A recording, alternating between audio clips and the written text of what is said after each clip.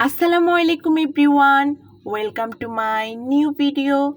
আজকে সকালবেলা আমি একটা মর্নিং ড্রিঙ্কস দিয়ে সকালটা স্টার্ট করলাম। তো আজকে সকাল মর্নিং ড্রিঙ্কসটি ছিল আমার পিঙ্ক সল্ট এবং নর্মাল ওয়াটার।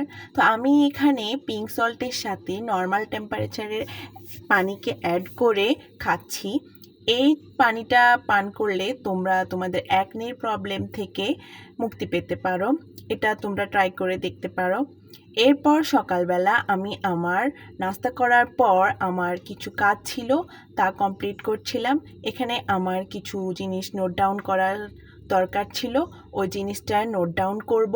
তো ওই জিনিসটা নোট ডাউন করার পর এখন আমি এটা রেখে দিব। এরপর আমি স্টাডি করব। এরপর দুপুরবেলা আব্বু বাজার থেকে লিচি নিয়ে আসলো। সামার ফলের ভিতরে আমার সবচেয়ে ফেভারেট হচ্ছে লিচু।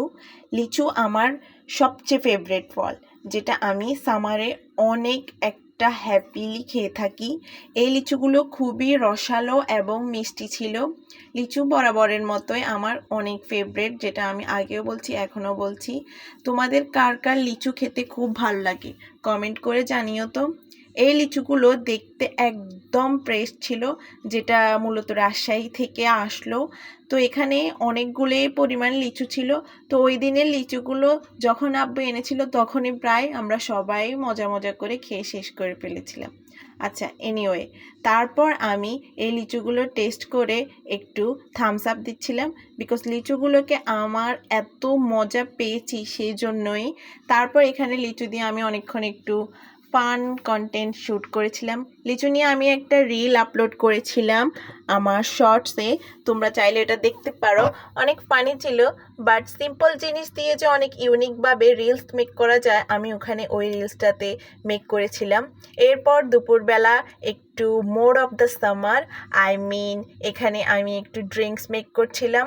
তো ওই দিন দুপুরে আম্মু একটু আয়োজন করে কিছু রান্না করেছিল দুপুরের জন্য, তো সেই জন্য এখানে ড্রিঙ্কসেরও আয়োজন ছিল। তো আমি এখানে আমার ড্রিঙ্কসটাকে একটু আলাদাভাবে ক্রিয়েট করেছিলাম, mode of the summer make করেছি। ওকে, তারপর এখানে আজকের দুপুরে আম্মু স্পেশাল বললাম যে, তো এখানে আম্মু স্পেশাল হিসাবে মেক করেছিল পোলাও এবং চিকেন ফ্রাই। তারপরে এখানে চিকেন ফ্রাইয়ের সাথে আমি অ্যাড করেছিলাম আমের আচার। এগুলো নতুন আমের আচার, তো এগুলো দিয়ে এই পোলাওটি খেতে অনেক মজা ছিল। তারপরে আমি এখানে পোলাওতে আরেকটা জিনিস অ্যাড করেছি, সেটা হচ্ছে আলু। আলু দিয়ে পোলাও খেতে এবং ঝোল মাংসের ঝোল দিয়ে দুইটার কম্বিনেশনে যে একটা ভাইব আসে, এটা খুবই অসাধারণ। তোমরা চাইলে এটা ট্রাই করে দেখতে পারো।